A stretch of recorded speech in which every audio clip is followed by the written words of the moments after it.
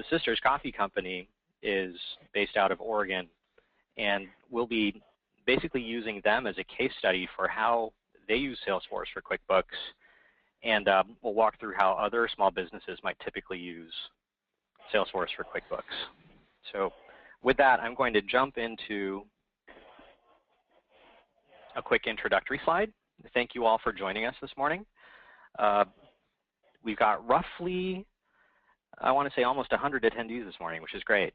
My name is Ed Bondock. I'm the Product Marketing Manager with Intuit, and I manage the Salesforce partnership. You'll hear from me mostly in an MC and host capacity. We've also got Brian Hicks with us. He's with the Sisters Coffee Company, Director of Wholesale. And Brian, are you in Sisters today or in Portland? I am in Sisters. It's beautiful. Ah, good to hear. And Jen, we can hear the buzz of the sales team, the Intuit sales team there. Jen Luna is our product specialist and basically all-around Salesforce go-to person, small business coach, and product ninja, essentially. Jen, you're in Englewood. What's it like there today? That's right. So I'm Englewood, which is about just a couple of minutes south of Denver, so right in the Denver area. And I'm sad to report it's not beautiful like it should be. Got a little rain this morning, and it's a little chilly, but that just means that probably going to have a really nice weekend. So hopefully it'll clear up by the weekend. Right. Well, clearly that's cup of coffee weather as far as I'm concerned. Definitely. And with that, it's actually just a good segue into what we're going to be talking about today. We've essentially broken up our roughly 50 minutes together, almost 60 minutes together, into three big topics, right? We'll take a look at how Sisters Coffee Company uses Salesforce for QuickBooks. And following that, right, since Brian, you've got some very specific and interesting uses for Salesforce, we'll look at how small businesses might more typically use Salesforce for QuickBooks. And we'll basically cover some of the core features that maybe Brian, your team hasn't used yet, as well as some of the more power user or mature user features that people tend to explore from a small business perspective. And then as we wrap up, I will actually come back and talk to you about some details about the product itself, pricing, how to get in touch with Intuit if people want to follow up and try the product, and so on. Just a couple words on the format that we're using on today's webinar. First of all, we're going to be a combination of slides and live demo.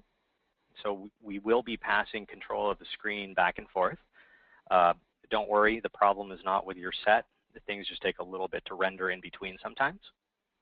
I will encourage the audience to submit questions throughout.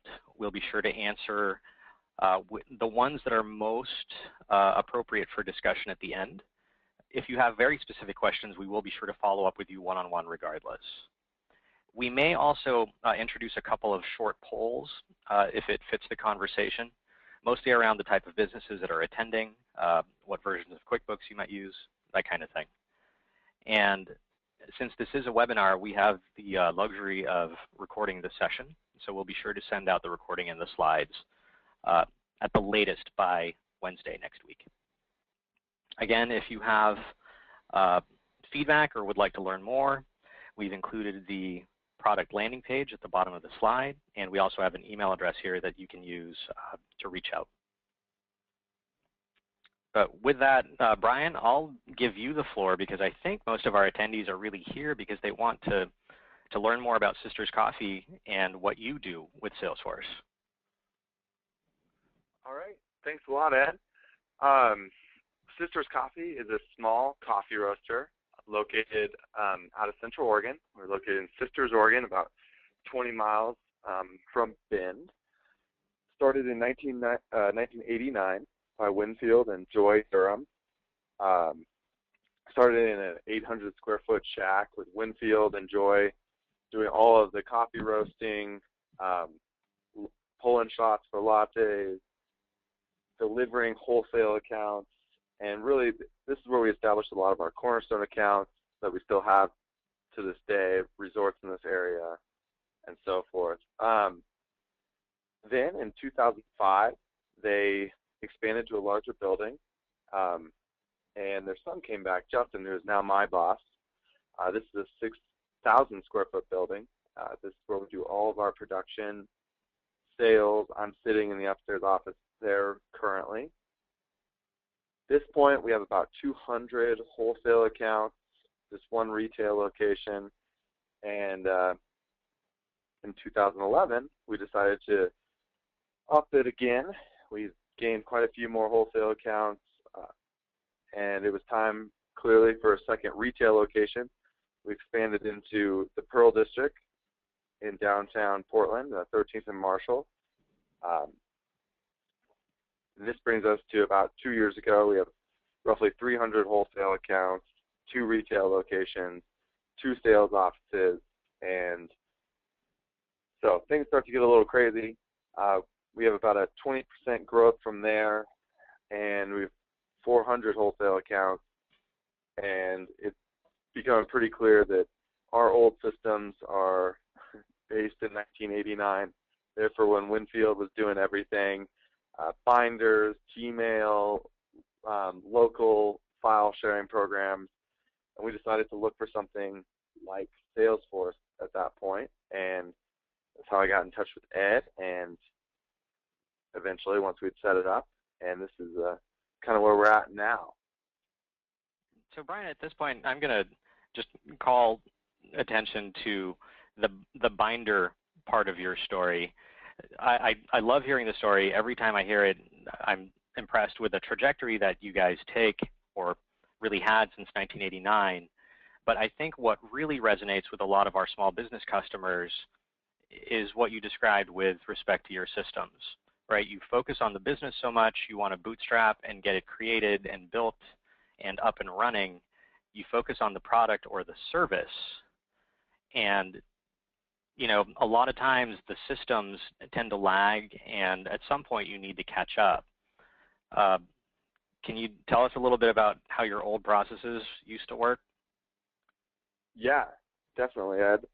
Our old process was business cards with numbers written on the back, binders, folders, Gmail accounts, contacts stored on cell phones that are lost or people leave the company.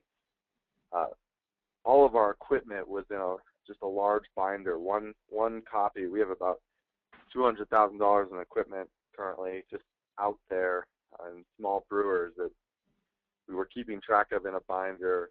Our wholesale process was people applying, coming to our website, and their application form being sent out to 7 different people, and 7 different people responding, or no one responding, unprofessionally or professionally. Then from there, our account information was just loosely packed, and no real system at all, just basically chaos. Got it. No, thank you for that, Brian. And that's probably a good segue into maybe talking a little bit about why you ended up choosing Salesforce for QuickBooks as your CRM solution. Yeah, we ended up choosing Salesforce on mainly 2 criteria. It needed to integrate with QuickBooks well. We're a QuickBooks Enterprise user. Needed to be able to upload information and be able to share information. We also needed our sales reps that are not in-house to be able to look at information and not have access to the QuickBooks file, so they couldn't damage it or possibly add anything falsely through that. And then there are some industry-specific things to coffee that we needed to format well as we really wanted to be sure that Salesforce would be something that was supported in the future. No, that makes sense. And Brian, thank you actually for kind of queuing up or teeing up our conversation today. Just a quick reminder, we're at a little bit of a break point here because we're about to go into some product demos. Brian's actually going to be showing his live instance of the Salesforce CRM that Sisters Coffee Company uses. But before we go there, one, I'd like to remind the audience that you can ask questions throughout. So through the GoToWebinar tool, you should have a control panel that pops up on your desktop. There is a drop-down menu in there where you can type in questions, and we'll either respond to you live as quickly as we can, or we will save those for response at the end of the conversation. And secondly, now is also a good time to maybe just check on folks. I did mention, as Brian was walking through the Sisters Coffee introduction, that one of the most common questions we get from folks is, will Salesforce work for a service business as opposed to just a product business? And I thought that was actually a good polling question just to put out there. We've got roughly 100 people right now, and let's keep this open for maybe half a minute, and we'll see what responses actually come back. And I'll be sure to share those responses with folks as we go into demos. So let's pause for just a moment here.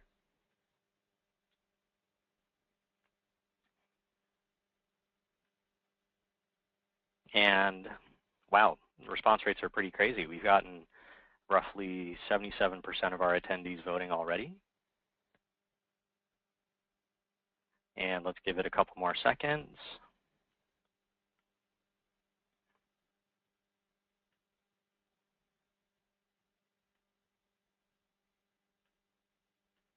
All right, so voting velocity has slowed down a little bit. I'm going to close the poll, and I can quickly share the results with everyone. So interestingly, we've got about almost 70% of our attendees are service-based businesses and 30% are product-based. So great piece of information. We've got a product business today, but be sure to listen for the components that work for your business, because Salesforce CRM should actually work for either business case. But with that, Brian, this is Jen interjecting. Sure. During my portion of the demo, I will be speaking from the perspective of a service, more of a service-based business, so I can provide some context. Oh, fantastic. There. And with that, I'm actually going to pass presenter rights to Brian Hicks. And Brian, you'll be sharing with us how your company, how a rep on your team actually uses Salesforce. All right. Ed, why don't you let me know when you can see my Salesforce homepage. Okay.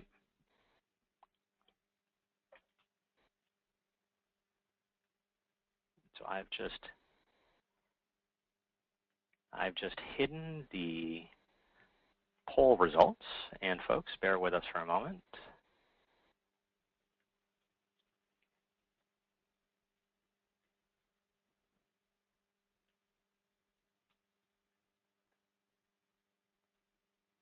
There we go. Brian, it should be switching over to you. All right. And I can see your screen. All right, what you're looking at right now is our home screen. So when our reps sign into Salesforce, this is what they see. Basically a chatter feature, just like Facebook or Twitter, that is shared between the company. And then some key sales metrics down here that I look at often, just for a brief morning check-in. What I was going to touch on first is our lead sourcing. A lot of what I mentioned earlier was our lead sourcing was done through basically notebooks, contacts written on the back of cards, Gmail, local network servicing. What we've been able to do now through Salesforce is basically funnel all of that into our lead sourcing and then assign it to a rep and respond professionally. So I'm going to walk through that real quick. Here's our homepage. You're looking at, we're going to jump to our contact info, and this is where contact us. So here would be for our potential customers where they fill out their request to talk to us about a wholesale account. And like I mentioned before, in the past this was sent to about 7 different Gmail accounts. Now this funnels directly into Salesforce, and it goes to our leads page. Here's a lead that me and Jen did, so no one's information is out there.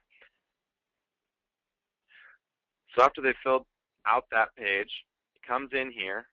We get all the important information, their name, what their title is, their phone number, email, whatever they provided to us, as well as their address. Really great feature. We're able to change this lead status to our custom sales process. So this lead status for us goes from samples dropped off to rep follow-up to meeting with the decision maker, totally customizable to our industry. Our marketing team was most happy about this. We have a web form, basically able to capture for search engine optimization what search engine they use to find us, what keyword they put in, what feedback they had, and then if they were willing to receive an e-letter from us. Really awesome that we're able to now search this. All of these fields are totally searchable through your Salesforce reports. So if you want to see how your marketing campaigns worked out, you're able to create a report and then possibly a dashboard from there. Another great feature, now instead of just, I went to the wrong thing. Instead of a unprofessional response, we're now able to touch them immediately by sending back an email template. And here is our standard web auto lead template. Basically, within 5 minutes, the customer knows that we've received their wholesale application and that we will be following up with them shortly. Here's our direct contact info. So they just feel the love immediately. As I mentioned before, those fields on the lead sourcing, we're able to create certain rules so different leads can be assigned to different reps. Our Portland leads, if any of those fields equals Portland, sent directly to our sales reps in Portland, or it can be randomly assigned. That's all up to you and how you customize it. Ed, was there anything else you wanted me to touch on here? Actually, just a quick pause, Brian, because the level of automation that you've just described to me for your leads process, and then having it end with the email template that you're sharing here, the only perspective I really have is I work for an enterprise company. I work for Intuit, and I will say that there are a lot of companies in the Valley even that don't have this level of sophistication. The fact that you as a small business are actually able to use this and show up like a much bigger enterprise is, to me, pretty amazing. Yeah, we're pretty happy about it. Next thing I'm going to walk through is our accounts. This is we originally picked up Salesforce to better manage our accounts. Like I said, we have about 400 wholesale accounts that we're trying to keep in touch with and keep on the ball and keep our contact information up to date and the equipment that they have. So here's an account that I asked permission to use. This is Ikebox. They're a great organization in Salem, and we're linked to their Twitter page. I can see if they're running any sort of specials that they've put out here. When my sales reps go into their account, basically able to see what's going on in their social media. Here's all of their contact information, the manager, order placement, marketing. Huge improvement from the past where, some information may not have come down the line that, Christy has left order placement and we've now got this person. So everyone opens us up on the same page. Address, here's some industry-specific fields that we created in Coffee. We're really concerned about what filter they use, what grind they use, and what their typical order looks like. Now when they place their order, if they have something different than this, our customer service can say, hey, something's up, is that on purpose or is this a mistake? More account information, great for our reps that don't have QuickBooks access. They can see, where they're at, who owns them in accounting information, what type of payment plan they're on, what delivery method they're getting, what their window of buying is, how they're doing so far for this year. All of this is a custom field. Another feature we were able to add, and we have created an account survey through this that we're able to now store all, see what key promotions this place is running, what they need. Really cool little the good, the bad, and the ugly.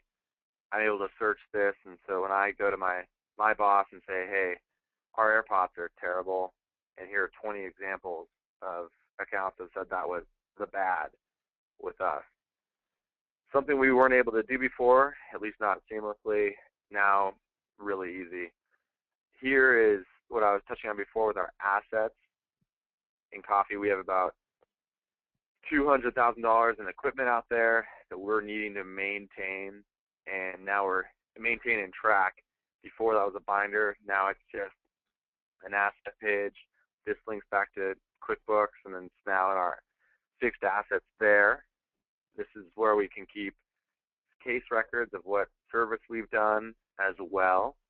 We're able to see and more accurately assess a problem without sending someone out to the field by just looking at what has been done to this piece of equipment.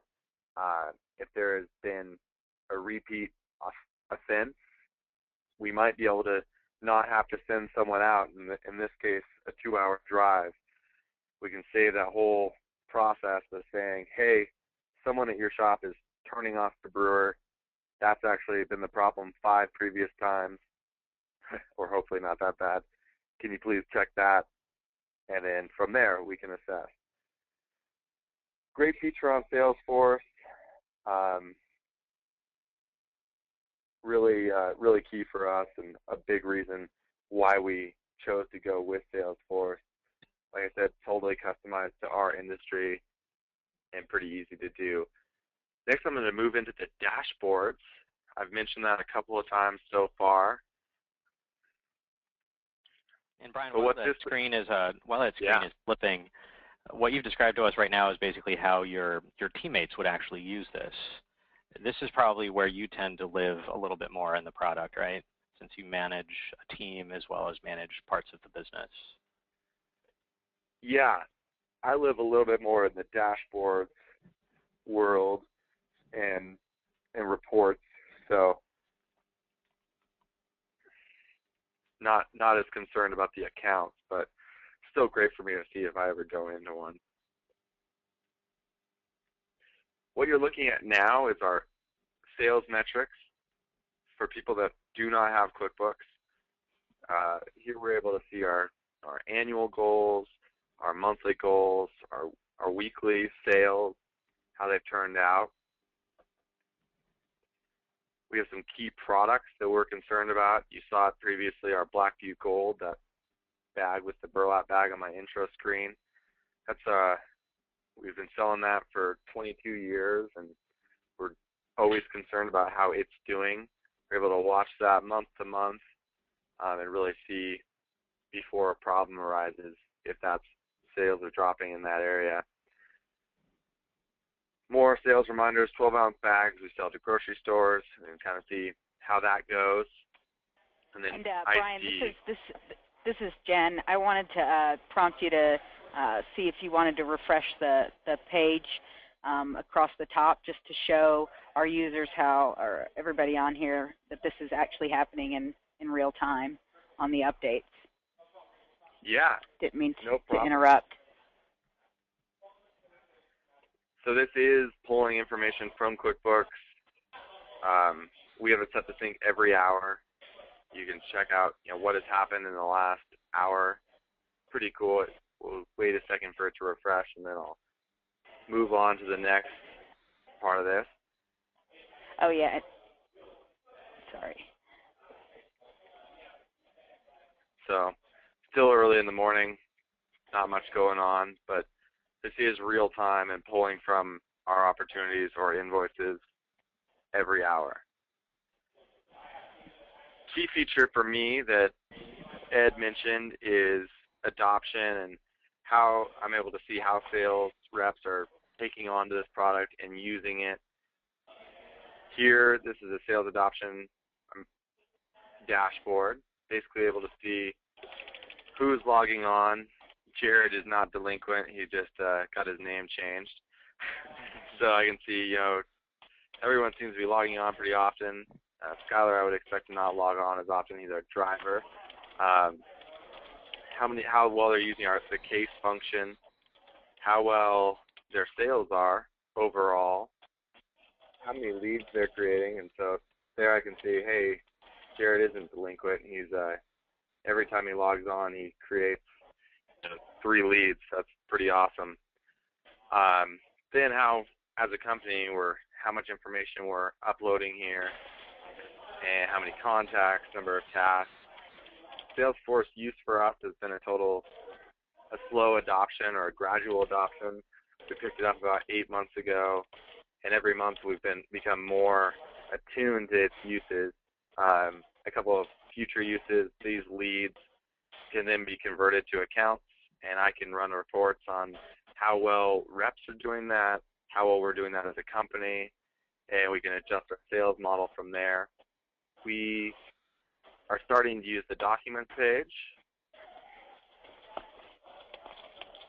I'll wait a second for everyone to catch up here. In the past, I mentioned our network of, we basically called it the L drive, and it just had a web of everything from basically maybe 2001 to now on one drive, and all the past marketing material, all the past recipes, all the past sales promotions. Now I'm able to control that.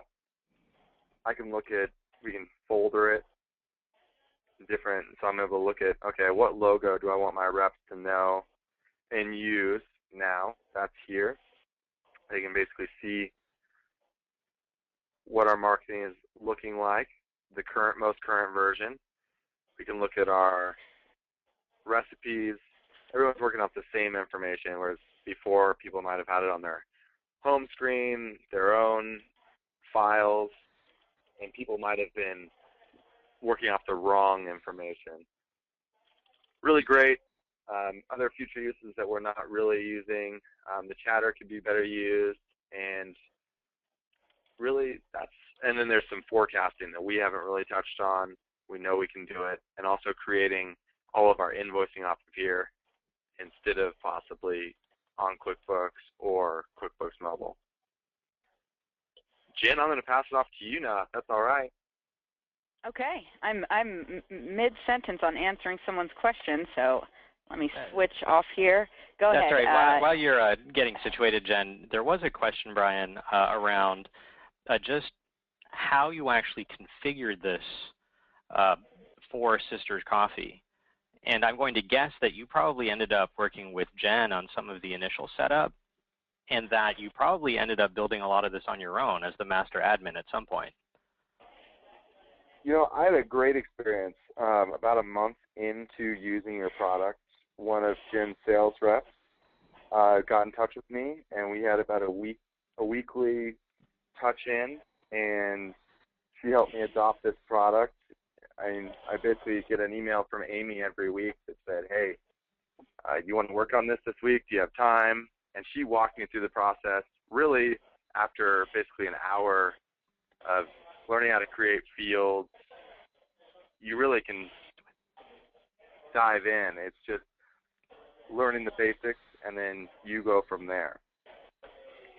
That's a great experience, Brian. And just to be specific, these were Jen works for Intuit, so these were Intuit reps that you worked with. And I'll come back to why that's a little bit of a differentiator at the end of this conversation. But Jen, the floor is yours. Awesome. So what I'm going to do is just cover some of these tabs across the top nav here that Brian didn't go in depth on. And I'm starting with Chatter. And the reason I want to start there is because it's a really powerful communication and collaboration tool within Salesforce. So we've adopted Chatter and are using it quite a bit actually internally. And with this demo, I think it makes a lot of sense, specifically from a services company, to communicate it within your organization without sending, tons of emails, without having to load a bunch of files and lose those files and lose track. So what I'm showing here is just some real-time collaboration. So you can upload files here to Chatter, comment on those. Here I'm scheduling a meeting, and then I'll show you kind of the next step from there, creating a meeting and a meeting request within Salesforce, sending that to your Outlook calendar because it does fully integrate with Outlook. If you're using Gmail or Google Calendars or Mac, there's also some integration tools for your calendar events and your email. And again, the polling feature, similar to what you guys saw in this WebEx, you can do that here in Salesforce as well. So again, just a lot of really powerful ways to communicate and notify your employees of any kind of updates or changes, show them reports that maybe you don't want them to have access to all the details of a report, but just give them a snapshot of certain things. And then the user interface is awesome. It's very, very Facebook and Twitter-esque, so navigating it and using it is really simple and will be second nature to everyone. So we're going to jump over here now to the QuickBooks Sync tab. Had a lot of questions on the synchronization. So in the example that Brian's using, so his org and the way he's got it set up, he's primarily using it in this way. So QuickBooks data is pushing into Salesforce. Now, didn't mean to click all those. You have the option to sync in both directions just by turning the switch on. So now that I've turned this on and I save my settings, all of my Salesforce data is also going to push an update in QuickBooks. So things are updating in both directions. For just some terminology, your customers are going to be accounts. So as I go through this demo and reference accounts, those are the equivalent to your customers in QuickBooks. Your jobs are coming in as sub-accounts, and your items are coming in as products. This is awesome. I think that the items and products thing is really, really cool. When you do the integration, you're going to get this new tab up here called QuickBooks Products, and it's essentially an exact clone of your item list from QuickBooks. So you're not doing any double entry. Your pricing comes over, the product description, quantity on hand, quantity on sales order, all those things are coming over. You only have to enter them once, and 100% consistency across the two platforms. So anything that your users, your sales reps are doing is going to be consistent with what's going on the books on the accounting side. When an estimate, invoice, sales order, or sales receipt is created in QuickBooks, it comes over to Salesforce as an opportunity. I'll show what this looks like in detail when we get over here to our Opportunities tab. And then here, of course, you have the option to choose the frequency of which the sync is running. Brian mentioned he has his going every hour, but you have these other intervals to choose from, or turn it off altogether and just sync manually. So again, I'll go into a little more detail on this when I get to these other tabs and how it relates to them. Actually, Jen, just before you leave that view, sure. I'm laughing a little bit because it never really occurred to me, but this really is a what you see is what you get view of the data that you can move back and forth. I just popped into my iPhone, and I think most of our customers will have smartphones. It's really not that different from syncing email or syncing a calendar at this point. I mean, the interface that we've at least put together is fairly straightforward. Yeah, and the only thing, again, the things that you don't fully see right here are just the detailed fields beneath each of these kind of header categories. Got it. Cool, thanks. So, yeah, absolutely. So now I'm going to jump over to accounts, and I know we looked at Brian's account detail, and he had some really specific data and some really specific customization that he set up. Again, keep in mind, it's kind of a blank slate for you. So there's some standard things that come up when you get into Salesforce in terms of just the basic fields, but you can create as many custom fields as you want and organize the data in a lot of different ways. I want to show everyone how easy it is to find and sort by your different accounts, by whatever criteria you choose. So I can choose to look at all of my accounts, and here they all are.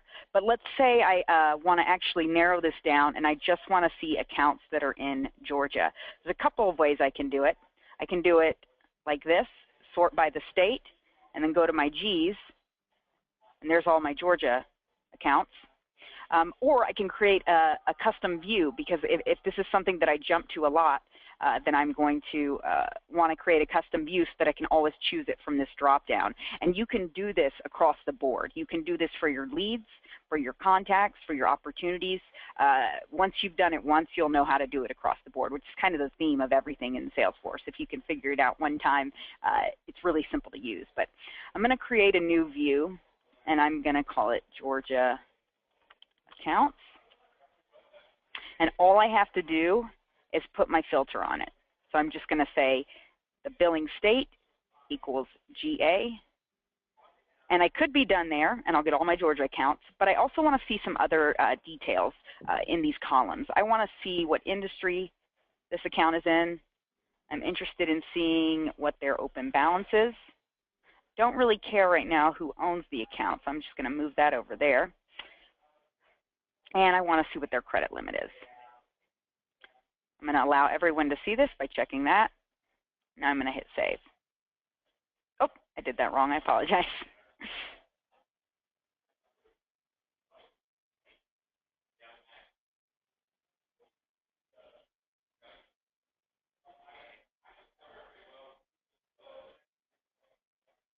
And just while you're rolling through this, Jen, the amazing thing to me is just the look and feel of every page is also fairly consistent. So it's almost like once you've gotten fairly accustomed to how to do it sort of on a specific page for a specific tab, it's not that different from tab to tab.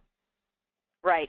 And I realized because I had chosen G as the account name is why I wasn't seeing that.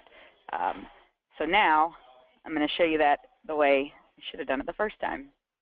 So there, it's going to pull all of those accounts that meet this criteria. I asked it to show open balance. There's my open balance, and there's my credit limit.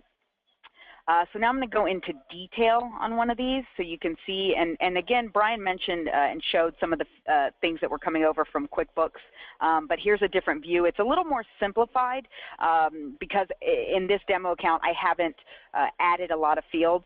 This is very typical and standard of the way you're going to see it when you first get into Salesforce. So you'll see again open balance, credit limit, who the sales rep is, the contact information from QuickBooks, payment terms right here, and the QuickBooks customer type if you use that field. Now when I scroll down a bit, this is where I'll see all of the estimates, invoices, and so on and so forth.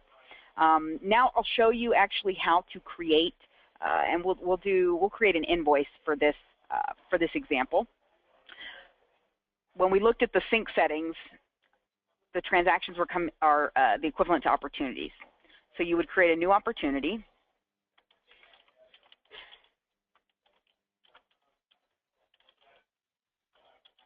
We're going to say we're designing a website for this company. I choose invoice here.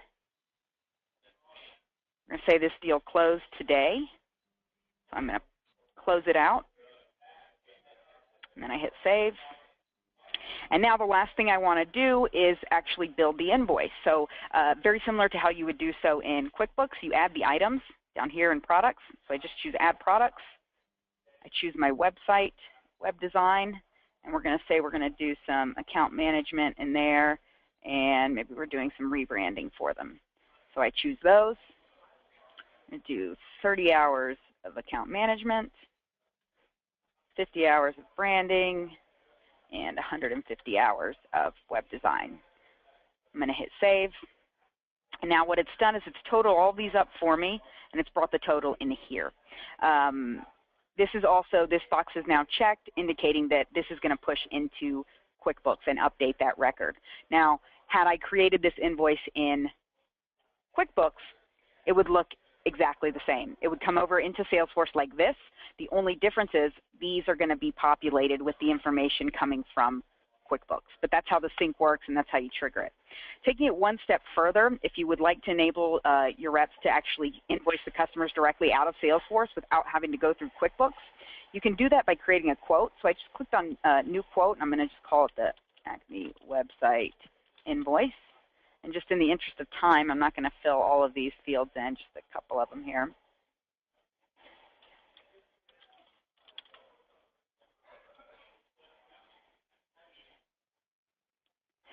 Pulls in all of their information right there. And now I'm just going to turn this into a PDF and invoice the customer. These templates that I'm accessing, I built these in the same way that Brian built his email template. So you can also create templates for an invoice or for an estimate, and that's what this looks like. All right, so you're not stuck to this layout or any of the design. You can completely customize it. I could choose to email it directly to the person or just save it. So I'm going to save this to the record. So now this invoice is always going to exist and be attached to this record. So again, no hunting it down in email exchanges. It's all going to be right here. So that's a really, really nice feature. I'm not going to go too much into reports and dashboards because Brian did cover those quite a bit. I'm going to show you guys the campaigns tab. And the reason I'm doing this is because there's a lot of marketing power around Salesforce, whether it's mass emails, so you can send your contacts mass emails. You can create email campaigns. You can create campaigns in here to track the effectiveness of certain marketing spend. So I'll show you what one of those looks like. I'm going to click into this one here. So I'm showing here what the expected revenue of this campaign is, what we budgeted for it, what it actually ended up costing, how many responses we got from it, how many leads were generated, how many of those converted into an opportunity, which is 6, and how many actually closed, and then the total amount of money that that campaign generated. The reason I like to show this is so I can kind of lead into a marketing campaign dashboard. So I can take all of that information and show some really interesting and in-depth metrics on it. Here I've got an exact percentage of ROI on each of my 2 campaigns that I'm running. Here I've got average cost per response. So again, really just tracking the effectiveness of all that you're doing. Because what I notice is that a lot of our clients, they're doing a lot of this, but not keeping up with it, not tracking it, not understanding the metrics on it, or being able to forecast based on what's happening historically. So that's why I think it's a good idea to always show, you know, the capabilities that it has from a marketing perspective. I believe that is the majority of what I wanted to touch on. There's some other cool things in here, but I know we have a lot of questions, so I want to be able to get to all those. So with that, I'm going to go ahead and pause myself and hand it back over to Ed. Hey, thanks, Jen. And your timing is actually really good because our moderator is actually scribing some questions as we go here. There are a couple of quick ones that we can address maybe through a very fast poll, right? One of the typical ones that we get from folks is, will Salesforce work with what versions of QuickBooks? And Jen, if you don't mind giving us a quick response there, and I'll actually kick out a quick poll. Sure. It will work with any desktop version, so Pro, Premier, Enterprise, etc., 2011 edition or newer, and with QuickBooks Online, so any QuickBooks Online subscription. Right, and I just actually sent out a quick poll to our audience. So again, let's pause for maybe 30 seconds or so and just wait for this to populate. We're at roughly 50% responded already. And while they do that, actually, I wanted to mention the reason I have this tab showing here. I mentioned early on that there's full integration with Outlook, but out of the box, it doesn't 100% fully integrate with Gmail and Google, but there are a lot of apps out there that'll do that for you.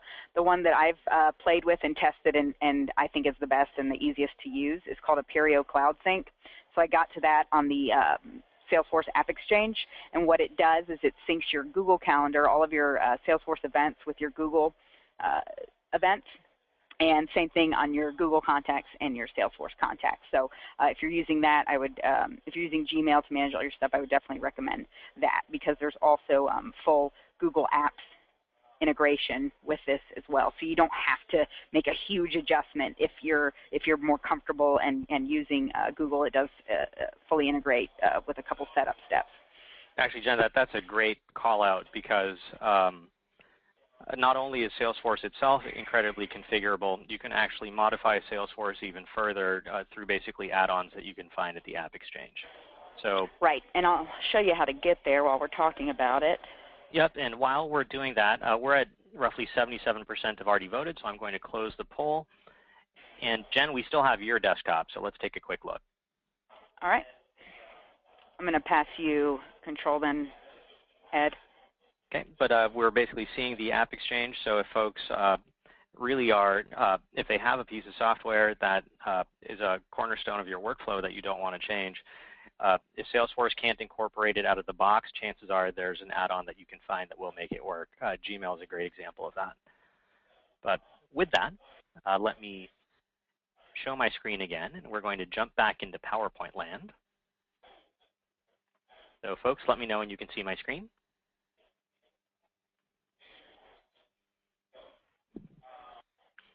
And essentially, Brian, you covered some great features that that were involved in, how you set up Salesforce for Sisters Coffee Company, how your team uses it, how you as the master admin and also the sales team manager use it for the wholesale business.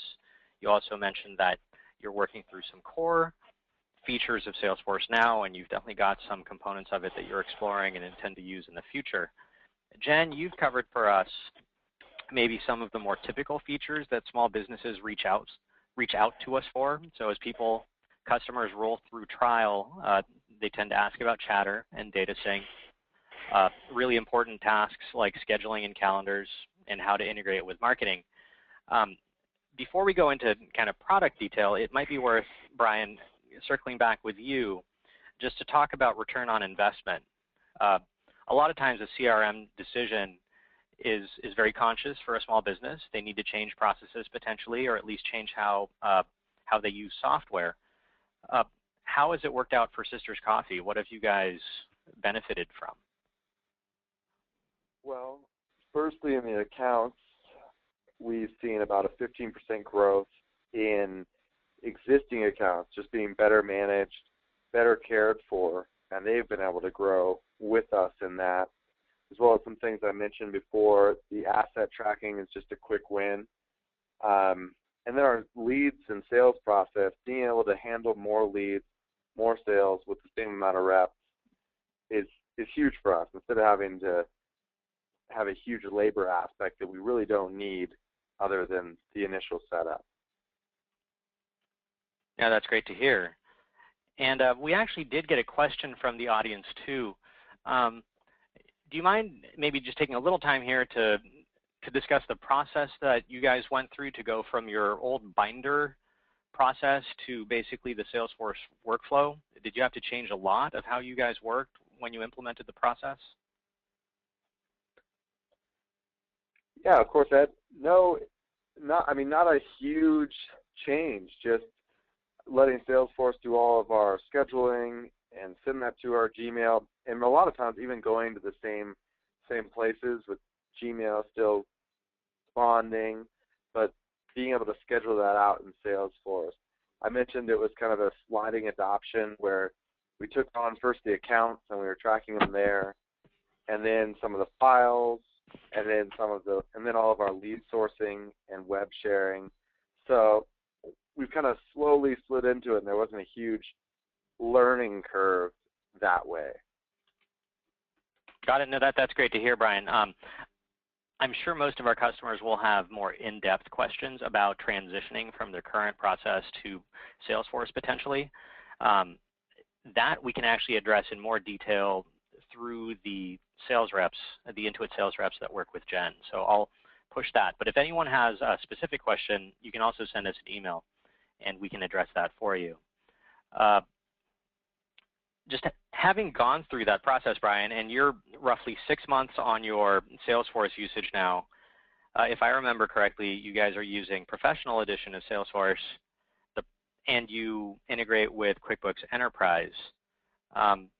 Any advice for future Salesforce adopters or users? I would say take the time to set it up. That was huge for us. Customize it out to your needs, and it will take a little bit of time. And like I said, it's a sliding scale, but it's worth it in the return. And just realize what you're getting for such a fractional cost. I worked for Kraft Foods before switching over to Sisters Coffee, and they pay for a professional CRM that you pay 1/20th the cost for just as much service, just as much customization as they're getting. It's a great value for what you put into it. Hey, thanks for that, Brian. With that, I'm going to speak a little more than I have been up until now. First of all, I want to share the QuickBooks poll results. I forgot to share those with everyone. So lion's share of our audience today are using QuickBooks Pro or Prem, and that's honestly a little surprising. Our majority QuickBooks base is going to be on Pro or Prem, but our Salesforce users tend to skew, we're almost 50-50 QuickBooks Online versus desktop. So just an interesting fact for the day. But with that, it's a good segue to jump back to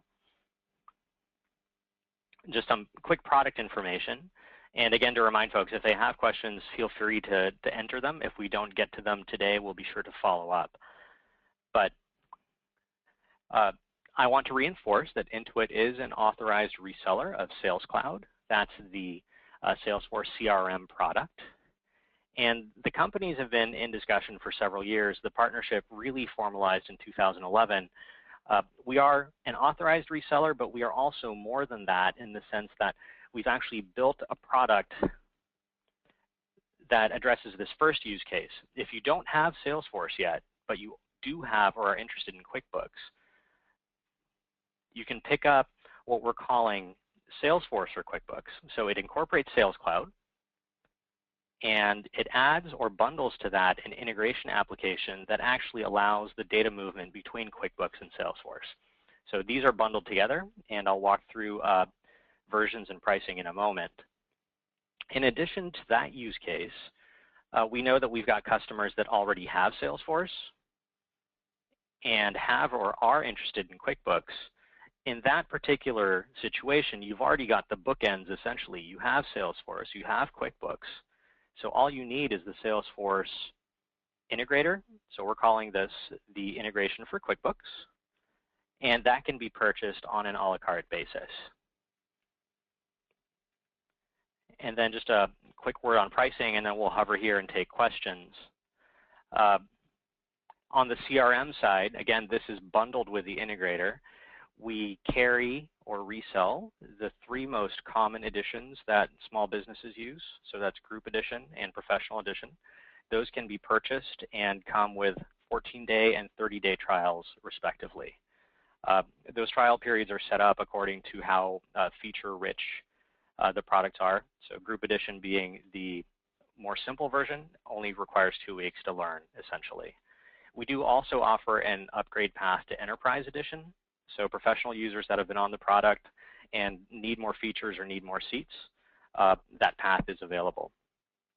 Now in the second use case where you already have the bookends, as I mentioned, if you already have QuickBooks and you already have Salesforce, depending on the edition of Salesforce that you have, we are offering basically group, professional, and enterprise integrators on a per company per month basis.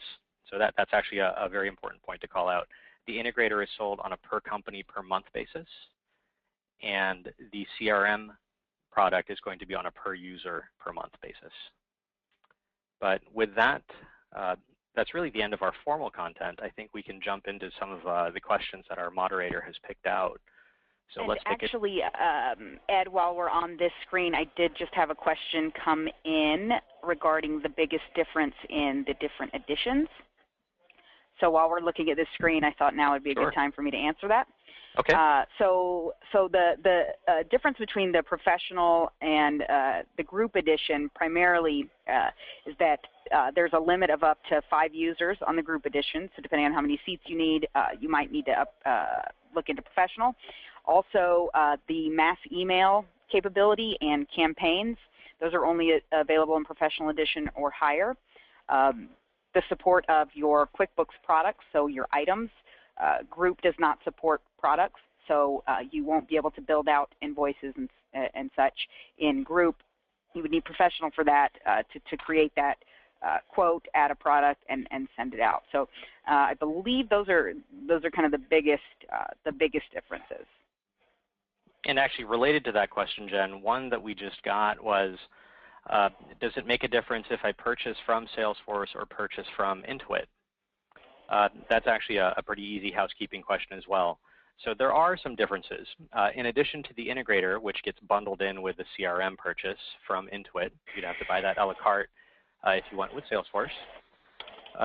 The biggest differentiator on the Intuit side is we are offering this on a monthly basis as opposed to a more typical annual subscription that you would have to pick up from Salesforce. And there is a difference in the level and type of support. Salesforce offers email support, and all of the Intuit Salesforce products will include phone. And then the third and most obvious difference is that we bundle the integrator with the CRM versus buying a standalone CRM from Salesforce only. But with that, if I scan the questions, let's see if there are any quick answers here. Jen, I think this one might be for you. Can you get a list of assets and locations, or do you have to ask each customer? A list of assets and locations, or do you have to ask each customer? Okay. I'm not sure I understand the question, so I'll let Brian take it. That's a searchable field. You're able to search your assets through QuickBooks as a report. So the answer is yes, you can get a list without going to each customer. Hey, Brian, thank you for that. We might have to move you out of the testimonial category and maybe onto our frontline support organization too. Whoa. Just kidding. I'm just really happy that you live and breathe Salesforce and are able to share your story with us. Here's a question that I think might work for both of you.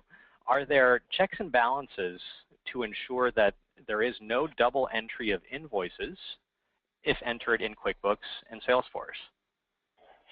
So go ahead. It just feels like a role permissions issue, Jen, but I'll defer to you. So essentially, what's going to prevent that from happening? I think so, yes. Yeah, so the sync is matching those transactions, those invoices, based on the company name. So when one of those is entered in QuickBooks and it pushes over to Salesforce, anytime somebody updates or modifies that invoice in Salesforce, it's going to update the invoice. So it's not creating a new one, but rather it's updating the existing one.